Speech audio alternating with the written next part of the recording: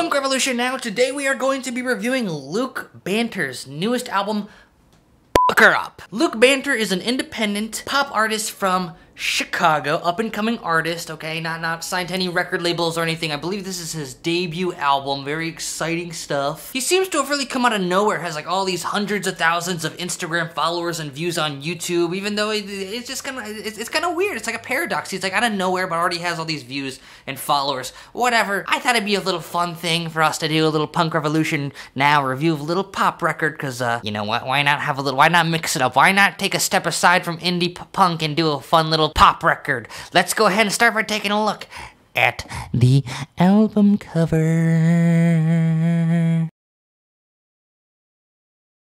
This is every pop star's dream, to put your helmet on like you're about to go down a race, and all these hot girls, I don't know if they're hot, they got pretty hands, are putting their hands all over your helmet like you're a freaking superstar, getting into the pop star mindset, ready to release your debut album. And what exactly does Luke Banter bring to the table here that's going to warrant all these sweet little ladies putting their sweet little hands all over his sweet little helmet?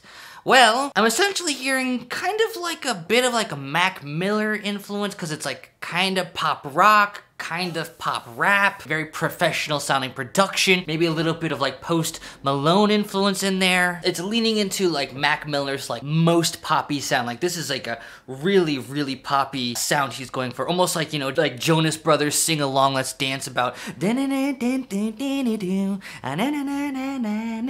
lyrics I do find kind of interesting, because 95% of the time they're extremely cheesy, like sugar pie, honey bunch, I love you, blah blah blah, girl, blah blah blah. It's, you know, like literally the cheesiest pop lyrics you can possibly imagine. But then they're like maybe like 5 to 10% of the time there are some actual lyrics that slip in here about maybe like drug use and depression or something. You know, like doing a little bit of like, yes, this is pop and we're having fun, but we have a little dark side inside us. Much like a lot of these other, you know, Mac Miller and other pop stars. But I will say that Luke Banter's lyrics are not really doing it for me overall. So what you really have here is an album that is really just trying to replicate what other more successful pop stars have done with you know, pretty nice production and pretty, you know, bad lyrics. But by far the worst part of this album has got to be the singing. There are definitely moments in this album where the vocal delivery isn't that bad, like in Allergic. I feel like that's a song that's a little bit less vocally demanding, a little bit more like kind of talky rap going on there in the verses, and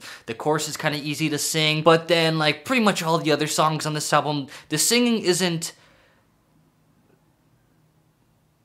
even remotely tolerable. It's very, very, very off-key. Like, did they even think to maybe re-record this? Like, I don't know, maybe in the budget he paid a lot to have really expensive production, but he didn't have enough studio time to pay to be able to get enough takes to be able to sing on key, or maybe he's just incapable of singing on key, because this is like atrociously off key. Lots and lots of very heavy use of autotune to kind of help him stay on pitch to make these songs at least somewhat tolerable, but it sounds very artificial, like literally the producers and mixers are like pushing it to the limit to keep it remotely on key, and even then it still sounds totally off key. And when you're a pop star, the vocalist is like the main thing people come to listen to, okay? It's not like some obscure indie punk band where, ooh, I want to listen to those sexy bass lines. No, if you're a pop star making pop music, everyone wants to hear what the vocalist is doing, and guess what? If you're singing off key for, you know, the whole album pretty much, like, it's pretty much an unlistenable album. I honestly will say it's kind of a mystery why someone would invest so much time and money into putting an album together like this without at first maybe taking some vocal lessons. You know, I think maybe there is some potential here if Luke Banter is able to build up so many followers on Instagram and wherever else. Maybe he's got some sort of interesting personality, which is certainly an important part of being a pop star, is to be an interesting, you know, charming personality. But if he wants to do that, he's got to have some good music there too. And to do that, you got to be able to sing on key. So I would say, you know, hopefully he takes some vocal lessons if he wants to stand a chance at fulfilling his dreams. But, you know, this is not this is not doing it for me at all. I'm giving this a 0.5 out of 10. The 0.5 pretty much is just for just for trying, I guess. That's all I gotta say. Now I remember why we don't review pop on this album. Gosh dang it, we review punk on Punk Revolution now, and every time I try to listen to pop, it makes me want to freaking scream and cry. But that's it. That's all I gotta say. These are my honest opinions, and thanks so much for watching, everyone. Punk Revolution now. Oh, by the way, please like, comment, and subscribe to Punk Revolution now. We just hit 3,000 subscribers, which is so fucking epic. Punk Revolution now.